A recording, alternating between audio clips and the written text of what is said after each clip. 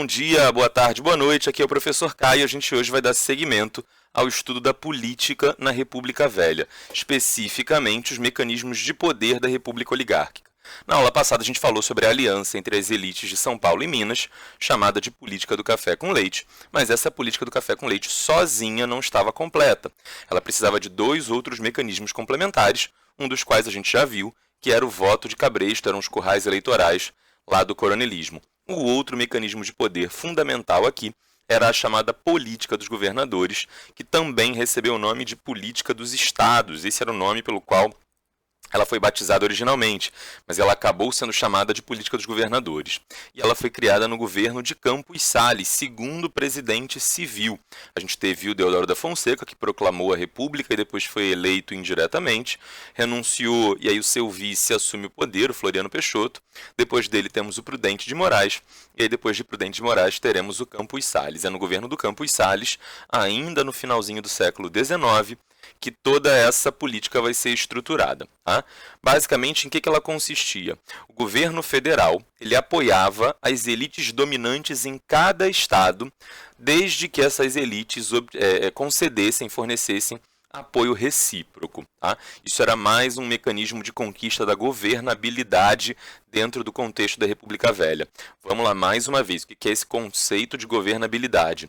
Era a capacidade que o executivo tinha de convencer, seja dentro das vias legais, ou seja por meio de mecanismos obscuros, os estados, ou melhor, o poder legislativo, a apoiar as suas propostas. Tá? Então o executivo precisava convencer o legislativo. Como é que se fazia isso? Suponha que num estado qualquer, vamos pegar, por exemplo, não sei, o Amazonas. Tá? Você tem duas elites, duas oligarquias ali que não se gostam muito dentro do estado do Amazonas, o grupo A e o grupo B. Quem estava no poder governando o estado do Amazonas, quando Campos Salles se torna presidente, vamos supor que era o grupo A. Esse grupo A ele estaria eternamente em disputa com o grupo B, ora o grupo B chegaria ao poder, ora o grupo A chegaria ao poder. Essa dicotomia, essa divisão, essa dualidade de um lado e outro disputando o poder localmente, ela era muito antiga na política brasileira. Desde o Império, a gente já tinha essa dualidade, essa divisão em dois lados na política nacional, lá com o Partido Liberal e o Partido Conservador no século XIX. Tá? Não é, nesse contexto, uma questão de direita e esquerda. Os dois lados são elites, são grupos muito ricos, muito poderosos. Não é que um é direita e outro esquerda. Não é essa a divisão da Revolução Francesa que vai existir aqui no Brasil nesse momento, nem no Império, nem na República Velha. A gente está falando de brigas internas da elite, diferentes propostas que essa elite considerava desejável, aceitável. E isso variava muito conforme o tipo de negócios que essa elite desempenhava naquele estado. Então suponha que você tem uma elite que é mais industrial, né? Num canto qualquer do Brasil. E aí essa elite mais industrial, ela não tinha condições de concorrer, de competir com o produto importado. Ela desejava então obter protecionismo alfandegário. Uma outra parte da elite desenvolvia negócios rurais.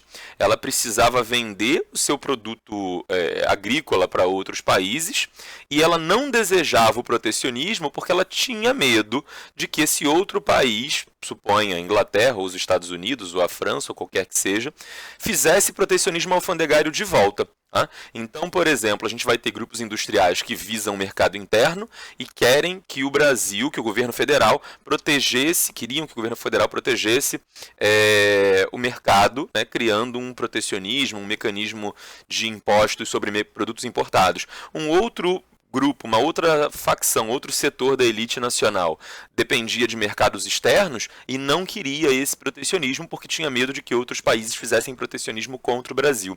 Percebe? Não é que um é a favor dos trabalhadores, do povo, seja lá o que for, e outro é das elites, não é isso. Né? São duas facções dentro de uma mesma classe social que disputam o poder entre si. Né? Um é o grupo A lá no Amazonas e o outro é o grupo B lá no Amazonas, segundo o exemplo que eu estava desenvolvendo. Então, imagina que o Campos Salles ele chega ao poder e fala o seguinte: governador do Amazonas que pertence ao partido A, que pertence à facção A. Eu vou aprovar uma lei aqui, eu vou lançar um projeto de lei aqui na capital, no Rio de Janeiro, e eu quero saber se os deputados do estado do Amazonas podem votar a favor desse projeto. Se o senhor governador do Amazonas puder conversar com os deputados aí federais do seu estado, para que eles apoiem o meu projeto, ótimo. Quando chegarem as eleições para o governo do estado, eu, presidente da República, eu, Campos Salles, vou apoiar a sua candidatura para reeleição, ou nessa época não existia reeleição, mas vou apoiar algum indicado seu, algum componente do seu grupo, para perpetuar sempre o grupo A no poder, para que o grupo A sempre permaneça no poder. Tá? Então, era uma aliança recíproca. Tá? Para o partido A, para o grupo A lá do Amazonas, isso era perfeito. Os caras eles iam adorar saber que o governo federal, que é a presidência da República, ia criar mecanismos, inclusive mecanismos corruptos, para que eles do grupo A sempre estivessem no poder. Quem ia odiar isso era o partido B. Tá? Só que o partido B ele já não estava mesmo no poder, ele já não tinha nem muitas forças para reagir ou para impedir que isso acontecesse. Então é mais ou menos isso que eu quero dizer quando no terceiro tópico eu falo que o governo federal apoia as elites que eram dominantes naquele momento em cada estado, porque não é uma elite única, unificada em cada estado, né? Você tem essa dualidade no mínimo, né? Dois setores, duas facções no mínimo, mas às vezes até mais. E essas elites que estavam então governando apoiavam o governo federal de volta. Tá? Tem uma música, não sei se você já ouviu essa música, mas que tem um verso que é perfeito, não foi feito para isso, mas é perfeito para simbolizar esse sentimento, esse pensamento que a política dos estados vai desenvolver. Tem uma música que diz, olha, isso aqui está muito bom, isso aqui está bom demais. Olha, quem está fora quer entrar, mas quem está dentro não sai. Ou seja, o partido A gostava de estar no poder, isso aqui está muito bom, está bom demais. Quem está fora, o partido B, quer entrar, mas quem está dentro não sai. Nesse momento você está me falando, Caio, eu ainda não estou entendendo muito bem. Isso tudo está um pouco obscuro para mim. Eu não sei como é que essa política vai funcionar, como é que esses três movimentos vão se articular. Para você entender de fato a política dos governadores, você precisa conhecer bem a Comissão Verificadora de Poderes ou Comissão de Verificação de Poderes. Tá? Hoje em dia, 2020, século 21, quem é que fiscaliza para saber se a eleição correu dentro da legalidade, se houve ou não uma fraude, se houve ou não uma campanha ilegal, se houve ou não uma doação indevida para uma determinada campanha eleitoral? Quem é que faz essa fiscalização? Hoje em dia é o Poder Judiciário. Tá? Hoje em dia é o Poder Judiciário. São os tribunais eleitorais, tribunais regionais eleitorais, Superior Tribunal Eleitoral, enfim, são tribunais eleitorais, é a Justiça Eleitoral. São juízes. Qual é a ideia de colocar juízes para fiscalizar as eleições? Juízes não são eleitos. Juízes não alcançam os seus cargos de forma eletiva.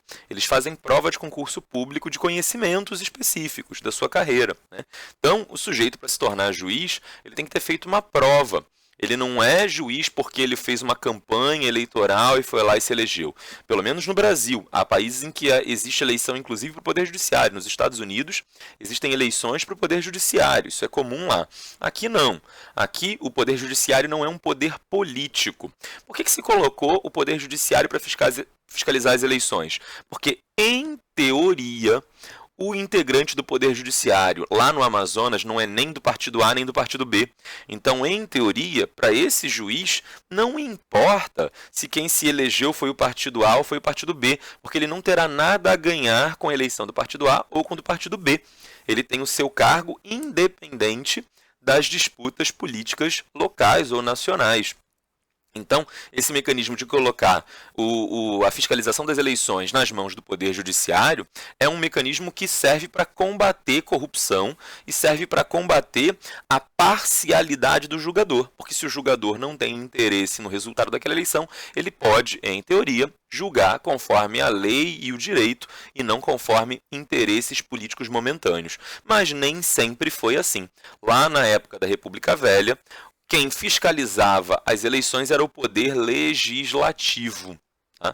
Era o Poder Legislativo. Como assim? O poder legislativo, e aí vamos falar aqui das eleições nacionais, né? Das eleições federais, acho que fica mais fácil da gente entender, diminui um pouco a nossa complicação do que ficar falando de eleições locais. Supõe aí eleições federais. Tá? O poder legislativo federal é um poder bicameral. E Caio falou complicado. Calma. Como assim um poder bicameral? Não existe um grupo só que forma o legislativo. São dois grupos que simultaneamente formam o poder legislativo. O poder legislativo brasileiro federal, ele é resultado da união da Câmara dos Deputados e do Senado Federal. Tá? E é assim desde a Primeira República, desde a República Velha. Antes mesmo da República, lá na época do Império, a gente já tinha um poder legislativo bicameral, né? Uma Câmara de Deputados e um Senado. Então, você tem dois grupos, tá? E esses grupos eles são eleitos e ficam 4 anos governando. Tá? Então, você tem eleições lá para deputados, aí tem deputados federais que representam o Rio de Janeiro, deputados federais que representam Amazonas, deputados federais que representam Bahia, Maranhão, Mato Grosso e assim por diante. Tá? E senadores. Só que no caso dos senadores, nós temos um número fixo de senadores para cada estado. Hoje, na atual lei brasileira, a gente tem 3 senadores para cada estado. Tá? Então, não importa se o estado é grande ou pequeno em território, grande ou pequeno em população. Todos os estados têm igual representação no Senado. Não é assim que acontece na Câmara dos Deputados. Na Câmara dos Deputados, o estado mais populoso tem direito a mais deputados. O estado menos populoso tem direito a menos deputados. Então, hoje em dia, por exemplo, né, sem nenhum desprestígio, mas o Acre ele tem uma importância muito menor na Câmara dos Deputados do que São Paulo, ou do que Rio de Janeiro, ou do que Minas Gerais, ou Bahia, enfim. Por quê? Porque a gente está falando de estados populosos contra estados pouco populosos. Então, por exemplo, o Acre, Rondônia, Amapá, são estados que têm pequena população, né? Mesmo o Amazonas tem pequena população, embora seja um estado territorialmente muito grande, mas tem pequena população, então tem um número relativamente pequeno também de deputados. Tá? Isso significava que no Senado estava tudo igual, tá?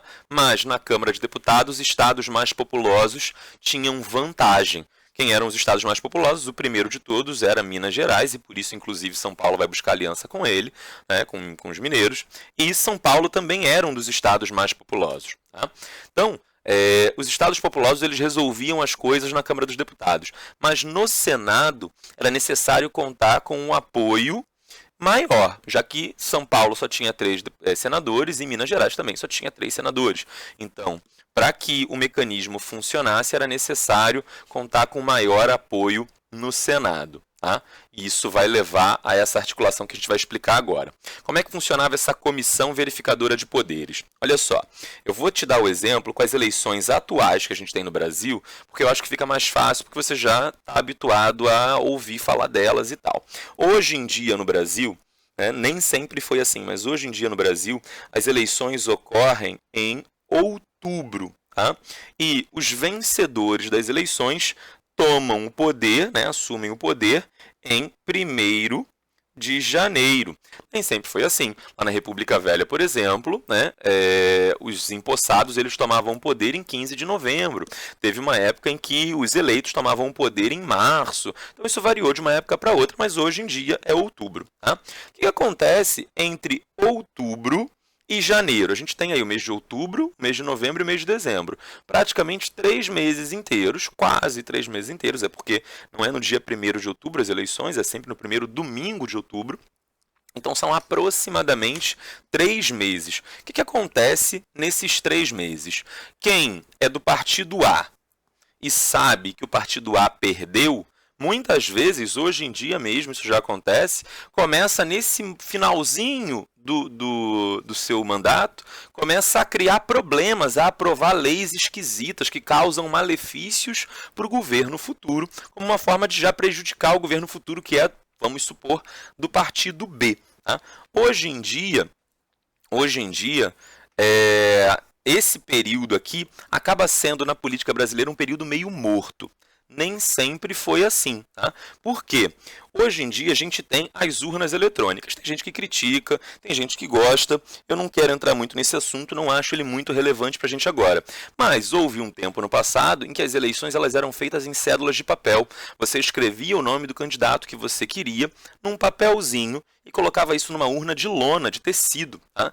Acabado o dia da eleição, retirava-se todos esses papeizinhos, um para cada eleitor brasileiro, e você tinha que contar, sim, milhões de papeizinhos, tá? Então você tinha que ficar contando, né? Nessa sessão eleitoral aqui na cidade do Rio de Janeiro, tem 3.000 eleitores, aí desses 3.000 eleitores você tinha 3.000 papeizinhos, você tinha que ter várias pessoas para contar aqueles papeizinhos. Acontecia de às vezes errarem as contas? Acontecia, e aí poderia ocorrer de um candidato que se sentisse prejudicado pedir a recontagem dos votos, ou seja, pegava esses papeizinhos todos outra vez e começava-se a contar novamente. Então, para uma eleição que acontecia em outubro, às vezes você só ia ter o resultado de quem efetivamente venceu em novembro, né? Você gastava quase um mês inteiro contando papelzinho. Não só isso, né? Uma vez determinado quem havia vencido ou não, feito recontagem ou não, enfim, muitas vezes o perdedor, mesmo sabendo que perdeu, ele tentava tumultuar o meio de campo, atrapalhar o vencedor, acusar o vencedor de uma fraude ou alguma coisa assim. Então, esse tempo entre o momento da eleição e o momento da posse dos novos eleitos sempre é um momento meio turbulento e meio complicado da política nacional. Lá na República Velha, esse tempo aqui, após a contagem dos votos antes da posse dos recém-eleitos, era formada a Comissão Verificadora de Poderes, ou Comissão de Verificação de Poderes, em que os sujeitos que ainda não haviam saído do poder deveriam decidir se as eleições correram de forma honesta ou não, de forma válida ou não. Então vamos supor que o partido dominante, em cada estado brasileiro, nesse mandato, é o partido A. Mas quem ganhou as eleições e deverá assumir em 1º de janeiro será o partido B. Quem é que vai dizer se as eleições que colocaram B no poder são válidas ou não? São as pessoas que fazem parte do partido A. Normalmente o que acontecia é que as pessoas do partido A fraudavam as eleições, roubavam pra caramba, as do partido B também. Todo mundo fraudava, todo mundo roubava em algum nível lá na República Velha. Tá? Todos os grupos, eu não estou falando todos os indivíduos, porque certamente deveria haver indivíduos honestos, há em todos os momentos, há em todos os lugares. Né? Maioria ou minoria, mas sempre há. O que eu estou te dizendo aqui é que esses partidos políticos lá da República Velha, eles sempre fraudavam, roubavam, manipulavam, faziam coisas erradas por debaixo dos panos, coisas criminosas, coisas corruptas. Acontece que, se esse partido B tivesse sido eleito para assumir o poder futuramente, mas quem ainda estava no poder fosse o partido A, o que normalmente o partido A fazia era acusar o partido B de fraude e invalidar essa eleição. E, por acaso, quem havia ficado em 2º lugar nessa eleição havia sido o partido A. Ou seja, invalidava-se a eleição do partido B para dar a vantagem para o 2º colocado, que era o partido A, justamente o mesmo partido que já estava no poder anteriormente. Havia uma frase que se dizia na época que era o seguinte: aos amigos, tudo, aos inimigos, a lei. Havia leis para tentar impedir, bloquear a corrupção? Havia. Só que o que acontecia nesse momento é que essa lei normalmente ela só era aplicada para aqueles indivíduos que eram seus desafetos, que não eram do seu grupo político eleitoral. Tá? Então daí que vem essa frase: aos inimigos tudo, aos amigos tudo, aos inimigos a lei. Perdão, falei erradamente pela primeira vez. Aos amigos tudo, aos inimigos a lei. Ou seja, para os amigos, para quem é do mesmo grupo que eu, do mesmo partido que eu faço vista grossa, eu finjo que eu não vi a corrupção dele, eu finjo que ele não roubou tanto assim, deixa passar. Já para o grupo B, que é o grupo adversário, a mínima fraude acabava servindo de motivo para invalidar toda a eleição e tirar o partido B. Não significa que o partido B fosse tadinho, honesto, e o partido A fosse malvado. Todo mundo ali naquele momento estava fazendo coisas indevidas. Tá? É exatamente isso que vai marcar essa política dos governadores ou essa política dos estados. O que o Campos Salles vai dizer quando ele estiver no poder é assim, olha, partido A, eu, Campos Salles, estou no poder. Quando eu mandar formar lá a comissão verificadora de poderes, eu vou sempre dar vantagem para vocês do grupo A e do Amazonas. Vocês só precisam, né? E aí isso futuramente na próxima eleição, vocês só precisam agora que eu estou querendo aprovar um projeto de lei, votar a favor do jeito que eu quero. Tá? Vota sempre favorável ao que eu estou pedindo. Se vocês do grupo A e do Amazonas votarem contra o que eu estou pedindo, eu vou usar a comissão verificadora de poderes para prejudicar vocês e beneficiar os adversários de vocês. Resultado, isso levava a um processo, quando essa comissão verificadora de poderes se reunia e começava a julgar, avaliar as eleições, levava a um processo denominado degola. Só que aqui não é uma degola concreta, literal, é uma degola metafórica, tá? Em sentido figurado, entre aspas. Degolar significa cortar a cabeça, cortar o pescoço da pessoa, enfim, separar a cabeça do corpo. Tá? E aí, esse nome degola indicava que normalmente candidatos que não fossem alinhados ao governo federal fossem acusados de fraude para serem eliminados. Tá? E aí não era uma vez ou outra, era de forma sistemática. Isso significava que isso aqui está muito bom, está bom demais, quem está fora, quem é do partido B quer entrar, mas acabava sendo degolado para que quem era do partido A, quem já estava dentro, não saísse nunca. Tá? Então você soma vários mecanismos simultâneos. Tudo isso para obter governabilidade, para que o presidente conseguisse convencer as forças políticas brasileiras a apoiá-lo, tá? E para manter sempre os mesmos grupos no poder. Então, quem estava no poder no momento que Campos Salles é eleito, deu uma sorte danada, porque esses grupos, se concordarem, se alinharem com o governo federal, vão se perpetuar no poder de forma indefinida. Basta, por exemplo, que esse grupo A do Amazonas, esse elite A do Amazonas, não queira chegar à presidência. Os integrantes do partido A, eles podem ser deputados federais, eles podem ser governadores do Amazonas, exercerem cargos de prefeitos, e sempre a comissão verificadora de poderes do governo federal vai dar um jeitinho ali de ajudá-los. Mas se em algum momento algum sujeito lá do Amazonas tentar se eleger presidente, a comissão verificadora de poderes vai degolá-lo. Ou seja, com isso se completa o sistema de alternância entre São Paulo e Minas no poder. É por isso que São Paulo e Minas não tinham concorrência, ninguém conseguia tomar o lugar nem de São Paulo nem de Minas. Por quê? Porque se alguém tentasse e por acaso conseguisse, né, seria degolado. Então você tem, em primeiro lugar, um coronel comprando os votos da população local. E esse coronel, ele ganhava dinheiro com fraudes políticas, com corrupções dos grupos dominantes. Tá? Esses grupos dominantes locais, eles se alinhavam, eles se aliavam aos grupos dominantes nacionais, São Paulo e Minas. E São Paulo e Minas controlavam todo esse sistema, como se cada oligarquia local, como se cada poder local fosse uma espécie de fantoche, de marionete. O presidente estava ali mexendo os pauzinhos, né, o presidente da época da República Velha, estava ali mexendo os pauzinhos com as elites locais, para que as elites locais o apoiassem e ele apoiasse de volta essas elites locais. Essa relação, portanto, do governo federal com os estados vai ser chamada de política dos estados ou de política dos governadores. É complexo? É complexo. São vários mecanismos muito complexos que atuam em duas direções, né? Do poder local do coronel em direção ao poder nacional e do poder nacional do presidente em direção ao poder local do coronel. Tá? Então você tem dois vetores aqui, você tem duas direções. O poder ele flui em duas direções. O presidente precisava do coronel, o presidente precisava do curral eleitoral, do voto de cabresto, porque o sujeito que de fato ia ali falar com o eleitor no dia a dia era o coronel, né?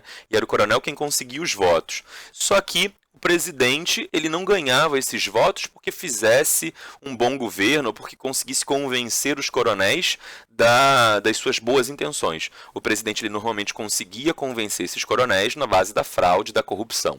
E os governadores de estado eles eram uma espécie de meio de campo entre ataque e defesa entre coronéis e presidência da República. Entre essas duas pontas extremas do poder estavam ali os governadores. Tá? É complicado mesmo.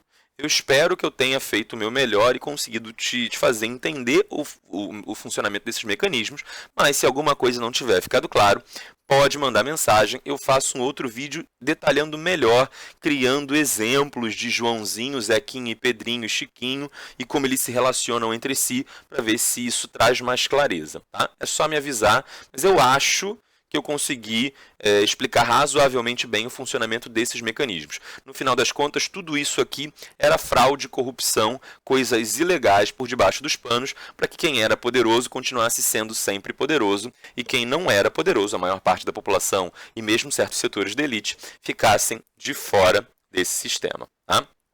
Outras formas de corrupção existentes nesse momento, né? A gente tem, por exemplo, as chamadas eleições a bico de pena. Tá? Como as votações eram abertas, o sujeito ele chegava para votar numa sessão eleitoral e ele falava: bom dia, meu nome é fulano, eu vim votar. Ah, em quem o senhor quer votar? Eu quero votar no candidato A.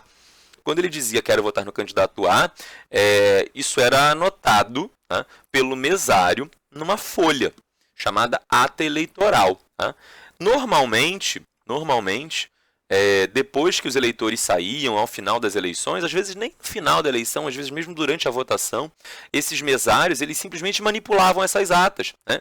Se tinha lá 1000 votos para o partido B e 500 votos para o partido A, o mesário ele poderia simplesmente inverter isso. Ele escrevia lá com a caneta dele, com a pena dele, porque nessa época era costume usar penas de animais como caneta. Aí você molhava o bico da pena na tinta e escrevia no papel. Tá? Então não existia caneta Bic, caneta esferográfica como a gente conhece hoje. As canetas eram canetas de pena.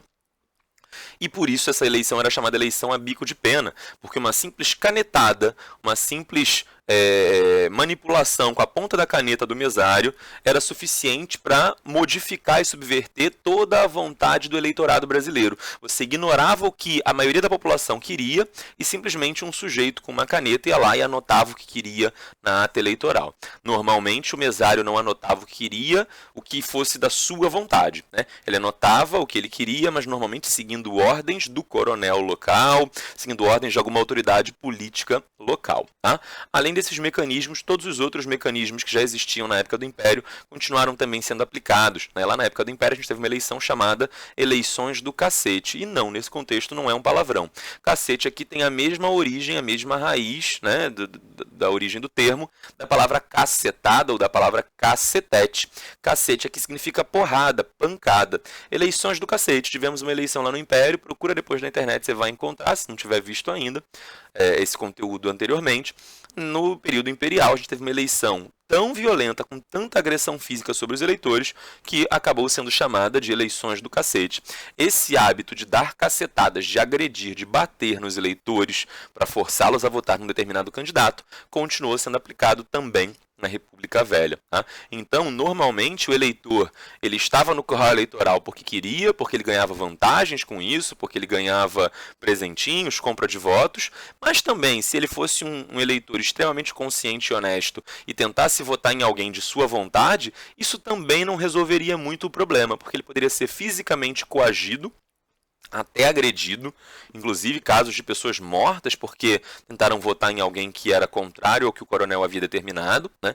Então, em primeiro lugar, muita gente queria vender o seu voto em troca de favores, os que não queriam tinham medo da ameaça e da coação física, e ainda que fossem destemidos, corajosos, estivessem armados e tivessem conseguido dizer em quem queriam efetivamente votar, o bico da pena poderia no final do dia ir lá e mudar todos os votos. Então, no final das contas, as eleições na República Velha, isso é porque eu preciso que você entenda aqui comigo agora, as eleições da República Velha eram um jogo de cartas marcadas. Tá? Imagina que você vai jogar um jogo em que você tem que encontrar os ases, né, do baralho, né, a carta as do baralho. E quem encontrar primeiro os ases do baralho, comprando, vendendo, jogando e tal, ganha o jogo. Só que você vai jogar com o dono do baralho, e o dono do baralho ele fez pequenas marcas à caneta no verso das cartas, então ele consegue, olhando as mãos dos oponentes, saber quem tem o as e quem não tem o as. E isso dá a ele uma vantagem, e ele certamente sempre vai vencer.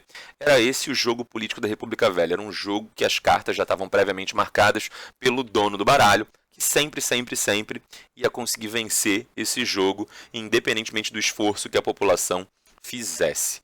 Isso era a República Oligárquica, por isso que esse período não era um período democrático, porque alguns poucos indivíduos das elites controlavam, alguns poucos indivíduos das oligarquias controlavam a política nacional. Entendido? A gente entra agora na economia da República Velha. Tá? Coisa mais importante que você precisa entender. Ainda no final do século XIX, tentando reorganizar as finanças nacionais, o presidente Campos Salles tomou um empréstimo no exterior em nome do Brasil. Essa dívida foi chamada de funding loan. Tá? Loan em inglês significa empréstimo e funding é um empréstimo para financiar, para trazer fundos funding. Tá? Justamente porque a economia brasileira estava muito desequilibrada, tá? E a moeda brasileira tinha muito pouco valor. Quando o Brasil precisava comprar produtos do exterior, a nossa moeda de nada valia. Nós precisávamos pagar o que nós comprávamos do exterior com moeda estrangeira. Tá? Principalmente nesse momento, ainda não era o dólar não era a moeda dominante no planeta. Nesse momento, a gente está falando principalmente da libra esterlina, a moeda inglesa, que é uma moeda muito antiga, já tem esse nome e existe há séculos e séculos. Tá?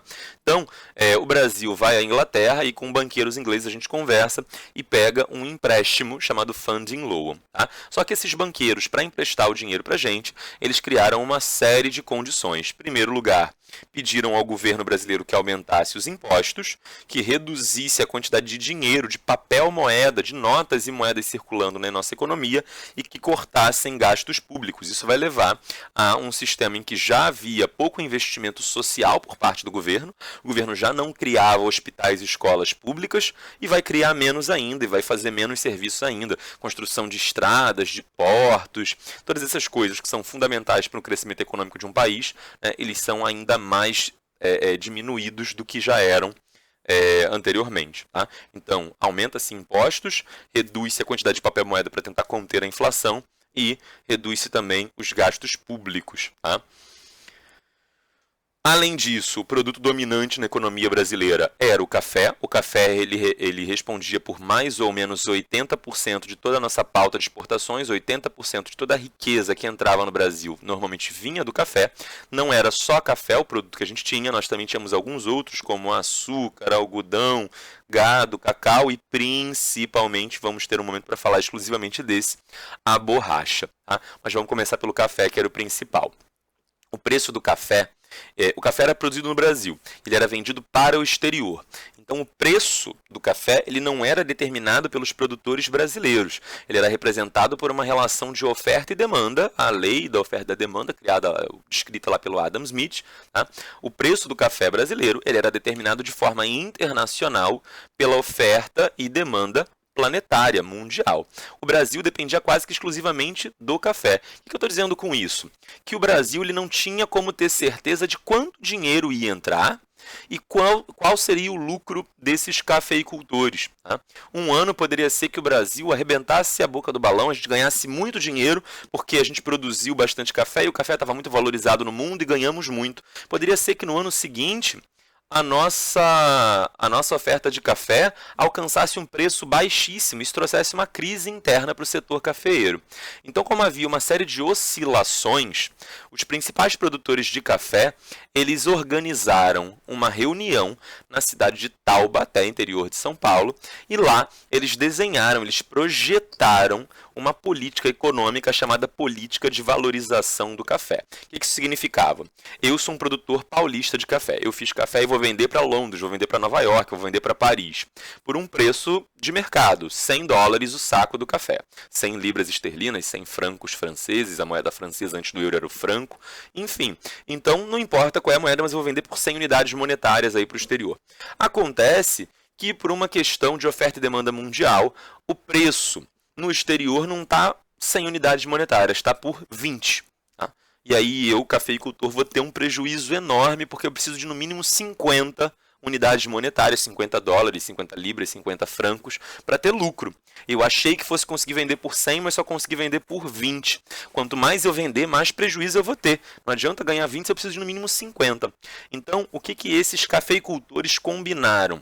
Eles exigiriam do Estado, e o Estado se comprometeu a fazer isso, de que o governo brasileiro compraria tudo que não pudesse ser vendido para o exterior por preços previamente combinados. Esses cafeicultores diziam o seguinte: olha, governo, eu quero que você me pague no mínimo 80 pelo saco do café. Se por acaso o preço do café internacional tivesse a 100, o cafeicultor preferiria vender de forma internacional para outros países e ganhar os 100. Mas se por acaso o preço estivesse a 70, 60, 50, a 20, o cafeicultor ele poderia exigir que o governo comprasse o seu café. Imagina que negócio incrível é esse. Imagina uma empresa que consegue obrigar os consumidores a comprarem o seu produto. A empresa ela não precisa fazer um produto de qualidade, ela não precisa oferecer um bom preço, uma boa condição, nem convencer o cliente. A empresa pode, entre aspas, botar uma arma na cabeça do consumidor e obrigar o consumidor a comprar. Imagina se a Apple pudesse entrar na sua casa e falar assim: olha, a partir de agora você e cada um dos integrantes da sua família é obrigado a comprar um iPhone por R$5.000. Queira você ou não queira, você tem que comprar. Isso tornaria essa empresa extremamente lucrativa, muito mais que o normal. Basicamente foi isso que os cafeicultores fizeram.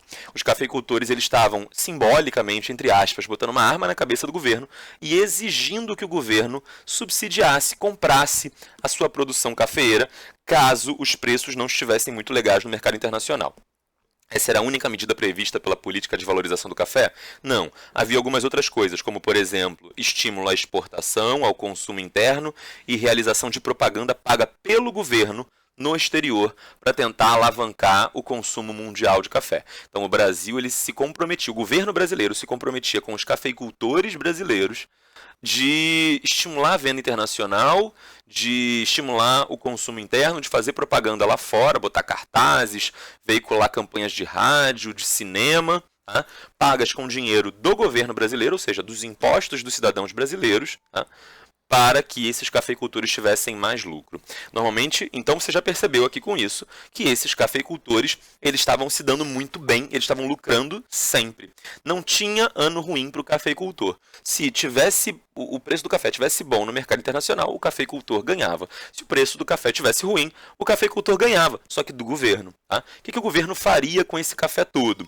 Deixa guardado, esperando que um dia, quem sabe no futuro, o preço do café volte a melhorar. Quando o preço do café melhorasse, o governo brasileiro planejava vender esse café que ele havia adquirido em anos anteriores.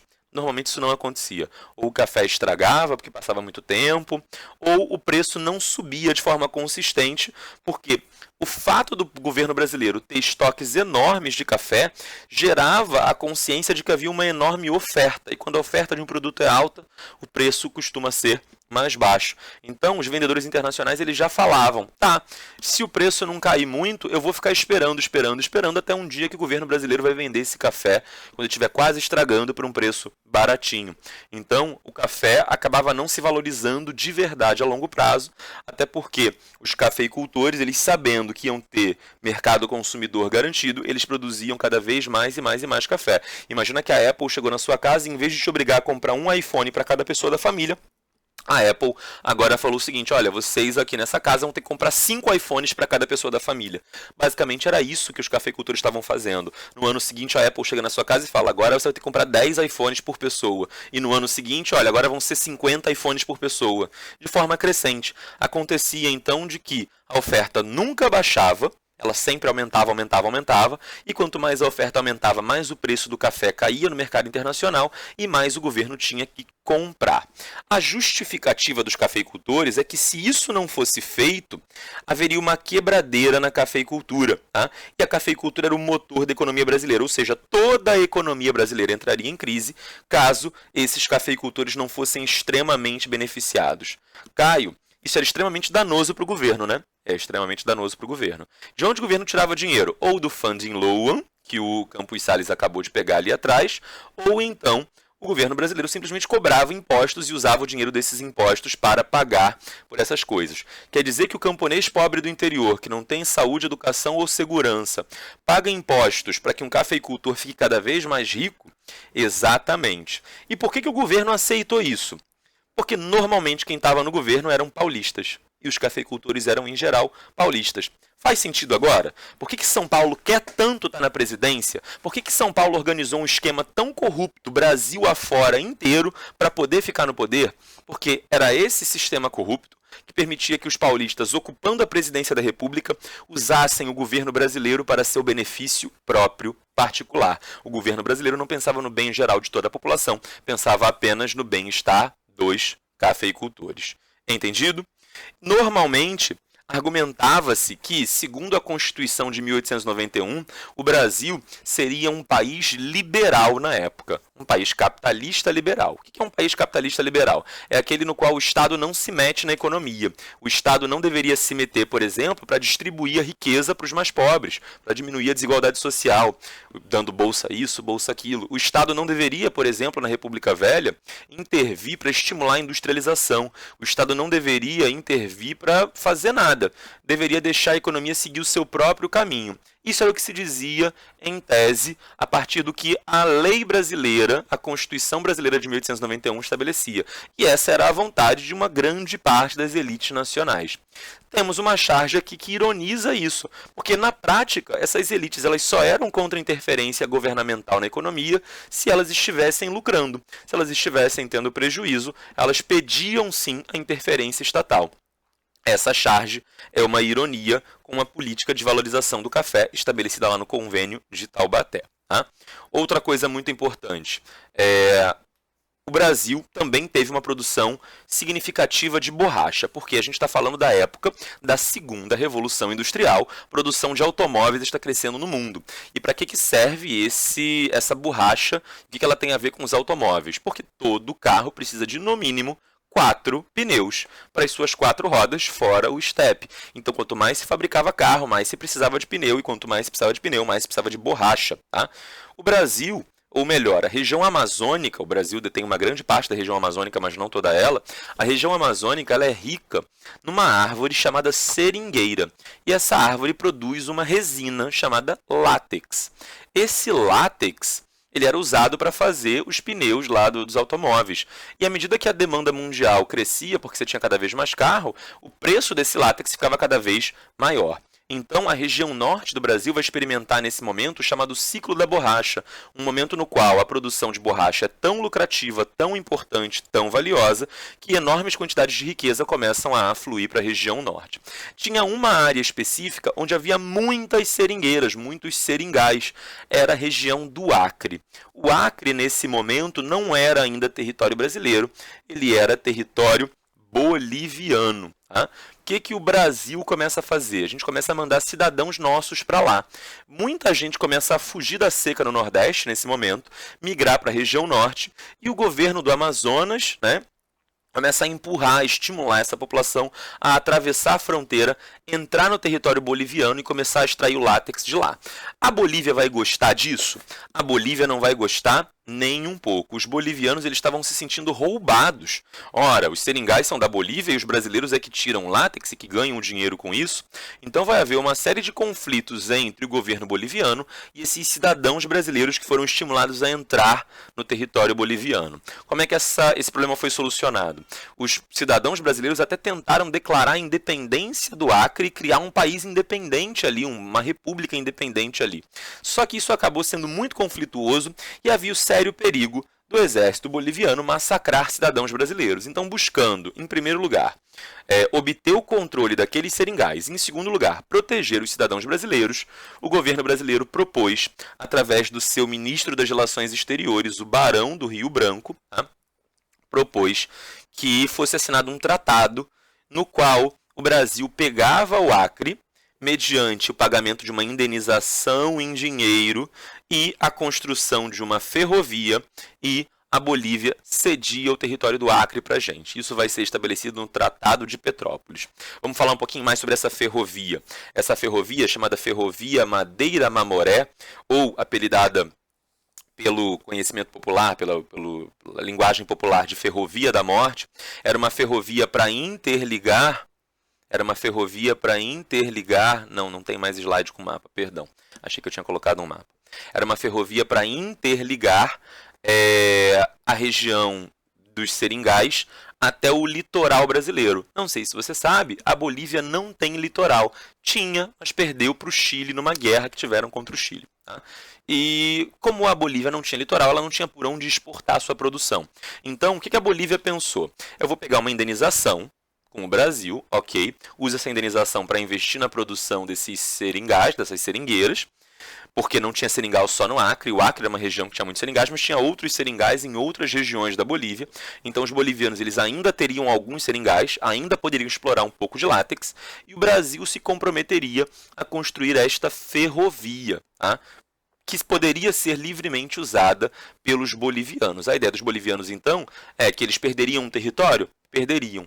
Mas a longo prazo, eles ganhariam um acesso ao mar, eles ganhariam o direito de ter o acesso ao mar passando seu produto por essa ferrovia e lucrariam muito a longo prazo. Tá? Então, o Brasil ele gasta uma grana, perdemos dinheiro, nos endividamos porque esperávamos ganhar muito mais. Os bolivianos perderam território porque também esperavam ganhar muito dinheiro. Acontece que, 1 ou 2 décadas depois, o látex da América Latina, o látex sul-americano, ele entra em decadência. O que marca essa decadência do látex?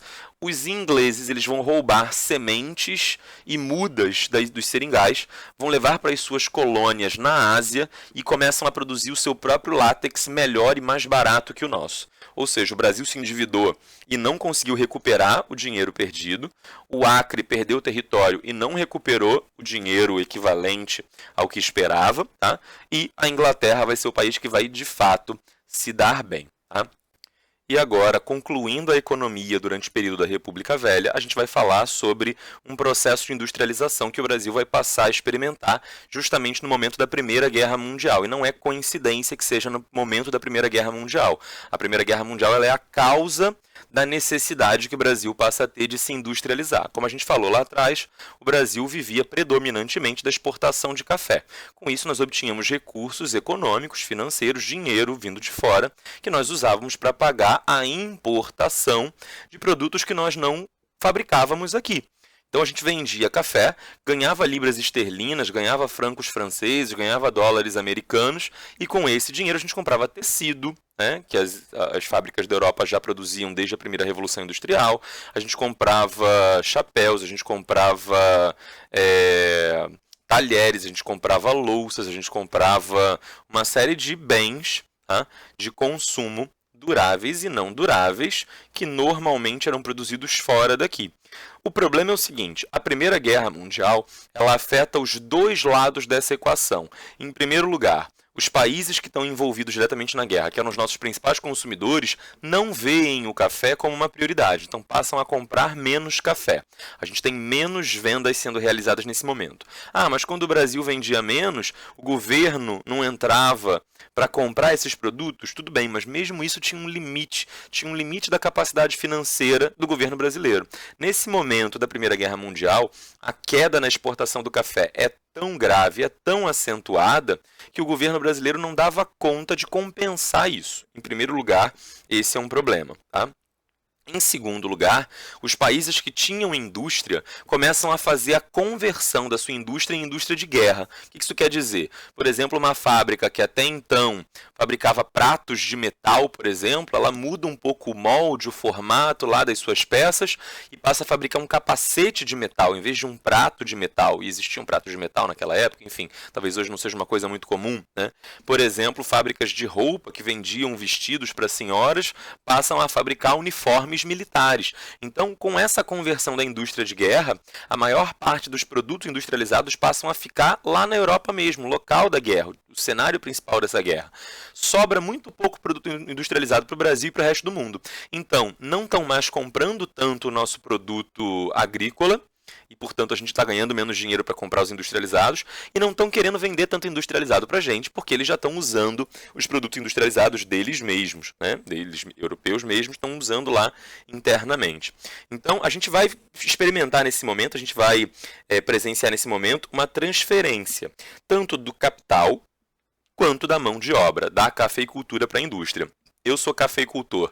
Em vez de ampliar o meu investimento, em vez de gastar mais dinheiro no ano que vem plantando mais café, o dinheiro que eu plantaria mais café, eu vou investir na abertura de uma fábrica, por exemplo. Se, por exemplo, contratava 1.000 funcionários para coletar o café e tudo mais, agora com a demanda do café bem menor, se eu contratar 1.000 funcionários, eu vou coletar tanto café, eu vou colher tanto café que eu não vou ter para quem vender. Então, eu só tenho garantia de que eu vou conseguir vender a metade do café que eu normalmente produzia anteriormente. Então, eu não preciso de 1.000 funcionários, eu só preciso de 500. E aí eu demito esses funcionários que estão aqui na minha fazenda de café no interior de São Paulo. Resultado, eu, cafeicultor, libero mão de obra. Essas pessoas que agora estão desempregadas no campo, elas vão buscar na cidade novas oportunidades de emprego para sobreviver. E, ao mesmo tempo, eu tenho capital disponível que, em vez de investir na cafeicultura, eu vou investir na indústria, na criação de fábricas, por exemplo. Então, a gente vai ter esse fenômeno acontecendo. Que tipo de produtos o Brasil vai fabricar predominantemente nesse momento? Bens de consumo não duráveis. O que é um bem de consumo? É aquele que se destina ao consumidor final. É diferente de um bem de capital. Um bem de capital é um produto fabricado numa indústria que é destinado à venda para uma outra indústria.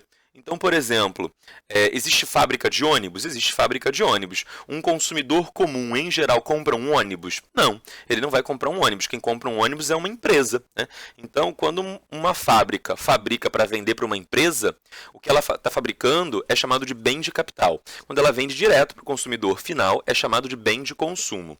O bem de consumo ele pode ser durável, que é aquele que não se extingue com o uso. Se você fizer manutenção nele, ele continua durando de forma indefinida. E o bem de consumo não durável, é aquele que se extingue com o uso. Ao usar aquele produto, ele acaba. E aí você precisa comprar mais dele se você quiser ter mais dele. Por exemplo, um automóvel é um bem durável. Você usa e ele continua funcionando. Se você fizer manutenção, mantiver lá a troca do óleo, dos pneus e tudo mais, ele vai continuar funcionando de forma indefinida. Um pacote de biscoito é um bem não durável. Uma vez que você comeu aquele biscoito, você não pode comer o mesmo biscoito uma segunda vez. Você tem que ir no mercado outra vez e comprar um biscoito novo. Tá? Então, que tipo de bens o Brasil vai começar a produzir nesse momento? Os bens de consumo não duráveis, principalmente têxteis e alimentícios. Tá? Então, a Primeira Guerra Mundial ela vai produzir aqui um ensaio de industrialização no Brasil. Não vai ser uma industrialização muito forte, muito pujante, a gente só se industrializa de verdade no período de Getúlio Vargas, a partir dos anos 30, mas já é uma primeira experiência, já é um primeiro momento de formação de classe operária no Brasil, de movimentos operários no Brasil, sobre os quais a gente vai falar mais detalhadamente na próxima aula. Gente, por hoje é só, eu vou encerrando por aqui. Tá? Falamos de muitas coisas importantes, também um pouco difíceis. Se tiver ficado alguma dúvida, manda sua dúvida, eu respondo. Tá? Por hoje é só. Fiquem bem, beijos, abraços e não esqueçam de lavar bem as mãos.